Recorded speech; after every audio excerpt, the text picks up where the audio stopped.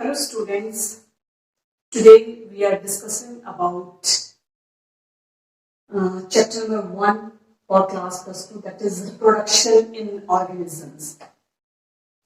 Students, we already know that up to unit 5 we have to be discussed in class plus 1 and unit 6 is started for the class plus 2, that is reproduction in organisms.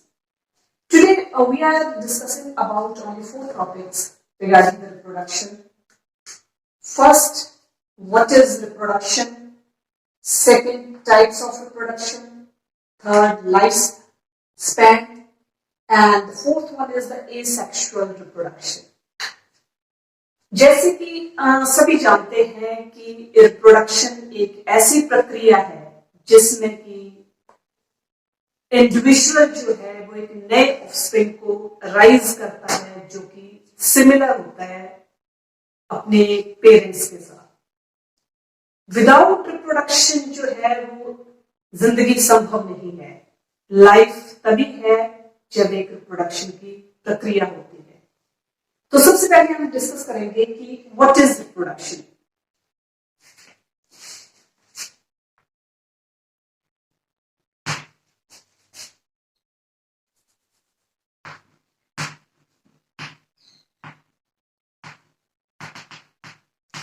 Reproduction is the biological process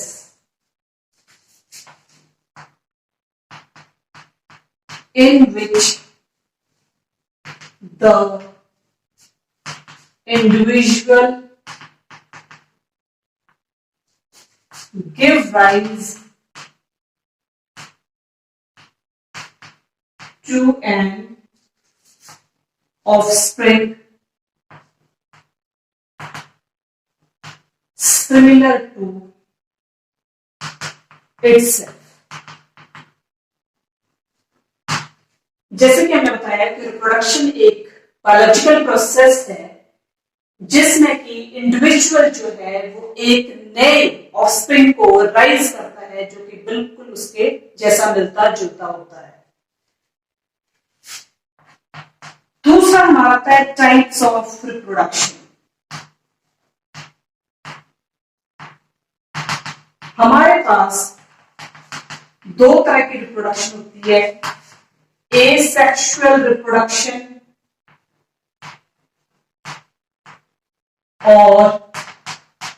and the second one is the sexual reproduction.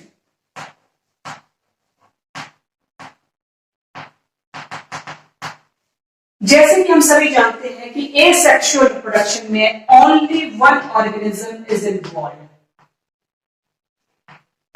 Only one organism is involved. Whereas in sexual reproduction, 2 parents are involved.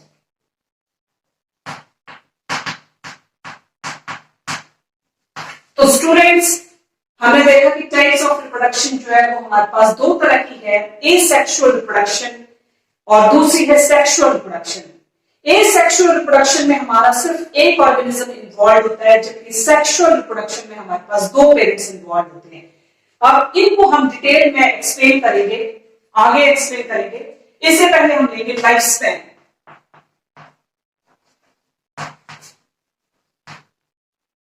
Life span एक ऐसा period है जो कि हमारी जन्म से लेकर मृत्यु तक का जो एक ड्यूरेशन होता है उसको हम कहते हैं life span.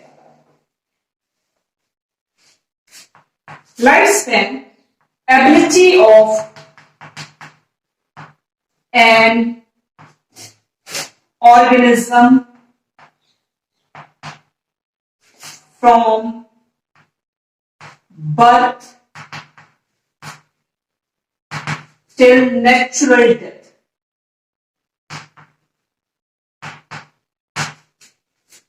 Every organism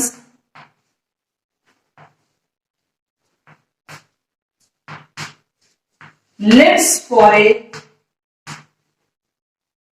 certain period of time. certain period of time. जैसे कि मैंने पहले कहा कि लाइफ स्पैन जो है वो एक ऐसा टाइम पीरियड है जहां पर हर एक ऑर्गेनिज्म जो है वो बर्थ तो लेता है, पैदा तो होता है, पर एक समय ऐसा भी आता है जब उसकी डेथ जो है वो निश्चित है। पर हर ऑर्गेनिज्म जो है वो एक सर्टेन पीरियड ऑफ टाइम के लिए जीता है। तो लाइफ स्पैन में दो तरह के पड़ाव आते हैं। पहला पड़ाव है शॉर्ट ड्यूरेशन और दूसरा पड़ाव है लॉन्ग ड्यूरेशन। शॉर्ट ड्यूरेशन, कुछ ऑर्गेनिज्म जो है वो हमारे कुछ थोड़े समय के लिए जीते हैं, पर कुछ ऑर्गेनिज्म ऐसे भी हैं हमारे जो एक लॉन्ग ड्यूरेशन के लिए जीते हैं।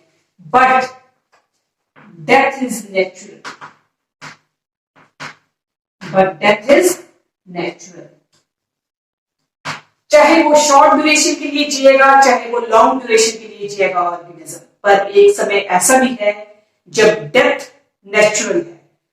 And they are not lifespan, certain organisms, they are not correlated with their size. I've already discussed, students, that lifespan of an organisms are not correlated with the size. मैंने इससे पहले भी अभी बताया आपको कि लाइफ स्पैन जो है वो किसी भी ऑर्गेनिज्म का वो उसके साइज के साथ कोरिलेट नहीं करता है। दो तरह का लाइफ स्पैन है, short duration and long duration. कुछ ऑर्गेनिज्म जो होते हैं वो शॉर्ट ड्यूरेशन के लिए जीते हैं, कुछ जो होते हैं वो लॉन्ग ड्यूरेशन के लिए जीते हैं, but ultimately death is natural. तो यहां पर जैसे फॉर एग्जांपल मैंने दिया है कि crows and parrots as well as peepal and mango tree. अब इस जैसे कि मैं एक चार्ट के थ्रू जो है वो हर किसी एक ऑर्गेनिज्म का जो है एक स्पैन जो है वो शो करूंगी कि कितने कितने ड्यूरेशन के लिए जो है वो जीते हैं। कुछ जो है वो शॉर्ट ड्यूरेशन के लिए जीते हैं, कुछ जो है वो लॉन्ग ड्यूरेशन के लिए जीते हैं। तो सर जैसे कि नंबर 1 पर हमारा है एलिफेंट। एलिफेंट का जो एक टाइम ड्यूरेशन है, उसका जो एक लाइफ स्पैन है, that is for 60 to 90 years. दूसरा हमारा है रोज प्लांट। रोज प्लांट का जो ड्यूरेशन है, उसकी जो एक लाइफ स्पैन है वो है 5 to 7 ईयर्स के लिए। थर्ड आता है हमारा डॉग।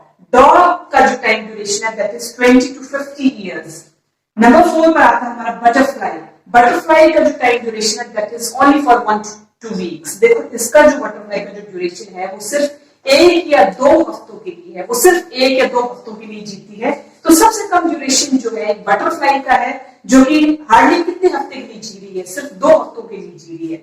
नंबर 5 पर हमारा आता है क्रो।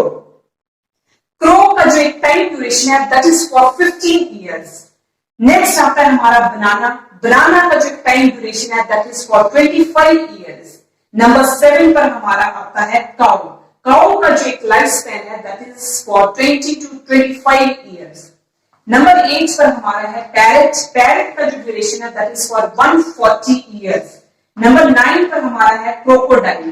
क्रोकोडाइल का जो ड्यूरेशन है that is for 60 years. Number 10 पर हमारा है horse and the time duration of the horse is 60 years. Number 11 पर हमारा है पैरेट। पैरेट का जो टाइम ड्यूरेशन है वो है 140 ईयर्स के लिए। एंड नंबर 12 पर हमारा है फ्रूट फ्लाई। फ्रूट फ्लाई का जो टाइम ड्यूरेशन है, उसका जो स्पैन है लाइफ का that is for 30 years.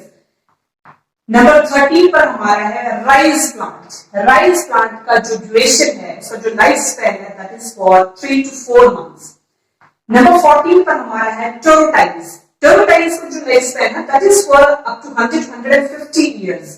And the last one is the banyan tree that is up to 200 years. तो अभी मैंने आपको जो चार्ट के थ्रू जो है वो सारा एक लाइफ स्पैन जो है वो डिफरेंट ऑर्गेनिजम्स का जो है वो आपको यहाँ पर हमने शो किया है, जिसमें कि कुछ जो ऑर्गेनिजम्स हैं वो काफी लंबे समय तक जीते हैं और कुछ जो है वो हार्डली शॉर्ट ड्यूरेशन के लिए जीते हैं। तो अभी मैंने इससे पहले ऊपर बताया भी था कि लाइफ स्पैन जो है that is divided into 2 parts. Some organisms lives for short duration and some lives for a long duration. Next topic हमारा आता है asexual reproduction. asexual reproduction means offsprings produced by a single parent.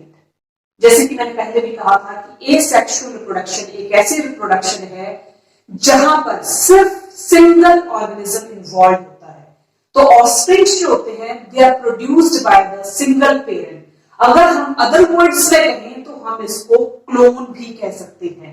Clone means carbon copy of the single parent, कि ये बिल्कुल मतलब duplicate copies होती हैं किस चीज की, सिंगल पेरेंट्स की। इन अदर वर्ड्स अगर हम देखें तो हम इनको ये भी कह सकते हैं कि morphologically and genetically they are similar. So asexual reproduction एक ऐसी रिप्रोडक्शन है जिसमें ऑफस्प्रिंग जो होता है that is produced by the single parent. Next topic हमारा है टाइप्स ऑफ एसेक्सुअल रिप्रोडक्शन। तो एसेक्सुअल रिप्रोडक्शन में पहली रिप्रोडक्शन हमारी है बडिंग। बडिंग में फॉर एग्जांपल हमारा आता है ईस्ट। तो बडिंग हमारी एक ऐसी प्रक्रिया है जिसमें daughter organisms grow from a small bud. इसमें हमारे डॉटर ऑर्गेनिजम्स जो होते हैं वो स्मॉल बड से जो होते हैं वो ग्रो करते हैं। डायग्रामेटिकली हम शो करें तो ये न्यूक्लियस है।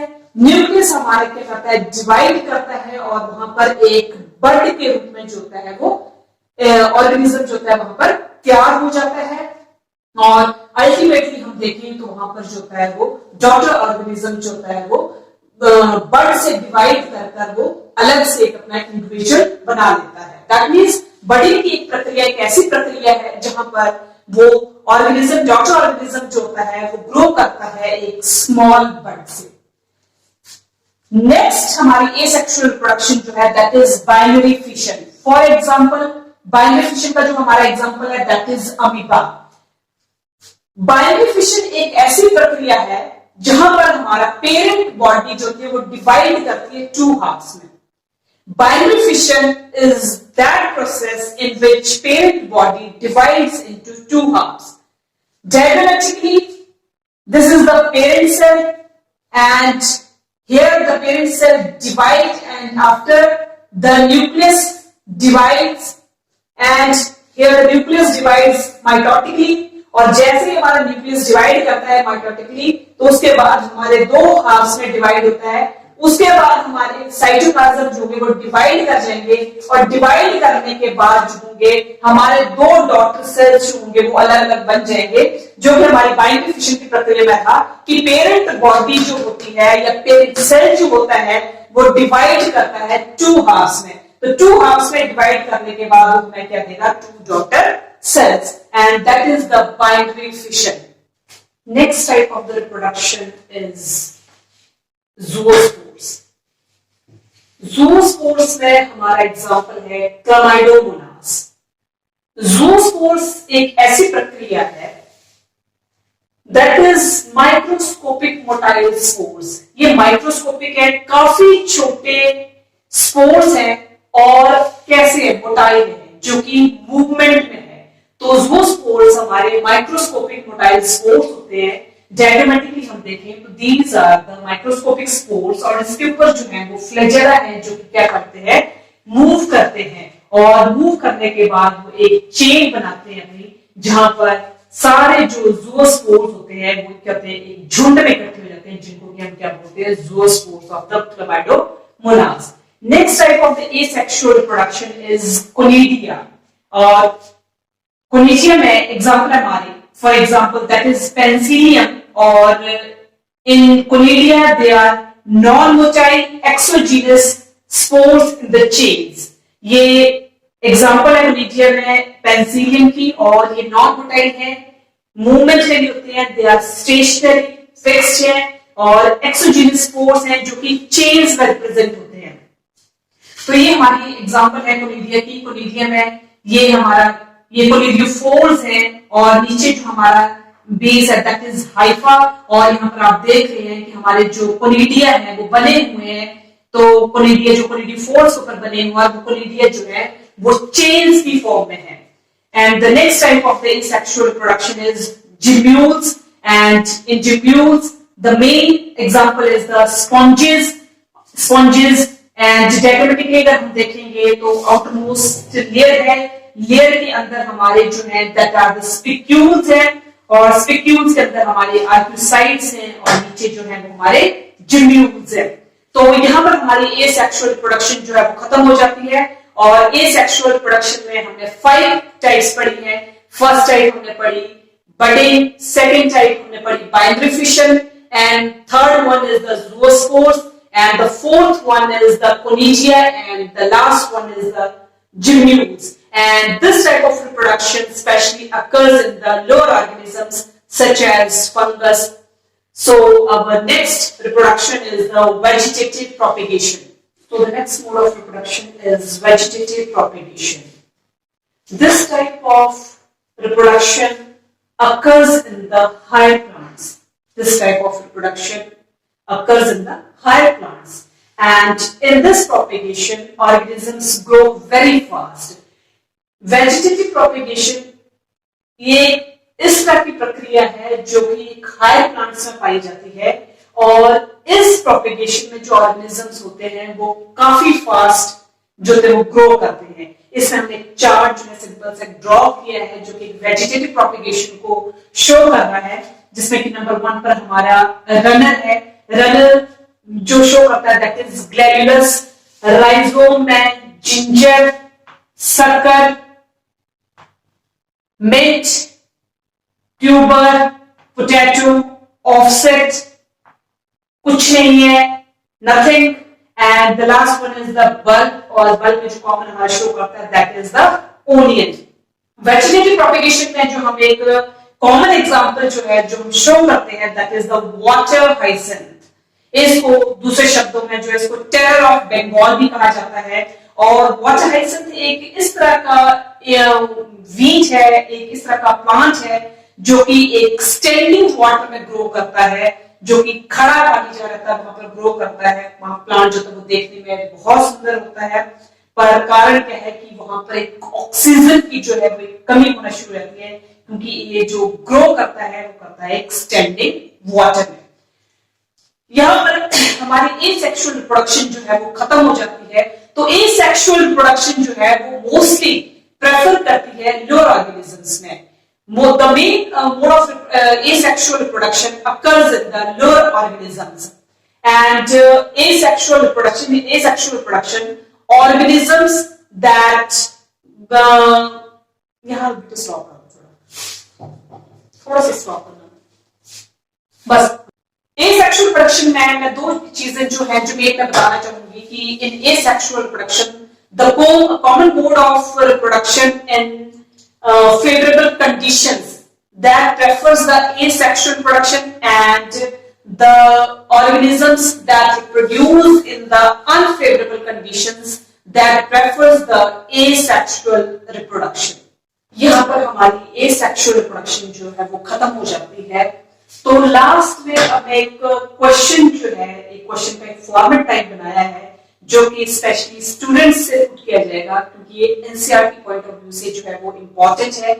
तो यहाँ पर मैंने एक कॉलम 1 और कॉलम 2 बनाया हुआ है, जिसमें नंबर 1 पर मैंने लिखा हुआ है स्पॉन्जेस, नंबर 2 पर ईस्ट, नंबर 3 पर है पोटैटो, और नंबर 4 पर है वाटर हाइसेंथ। ये जितना भी हमने पीछे पढ़ा है that is your previous knowledge that we have already discussed in the asexual reproduction. That means here I have to conclude your data of mind, either you are eligible for solving this type of question or not. Sponges, we have already discussed in the asexual reproduction that sponges, they have to be matched with the gymnule. Yeast, they have to match with the budding. Potato, tuber, water hyacinth, offspring.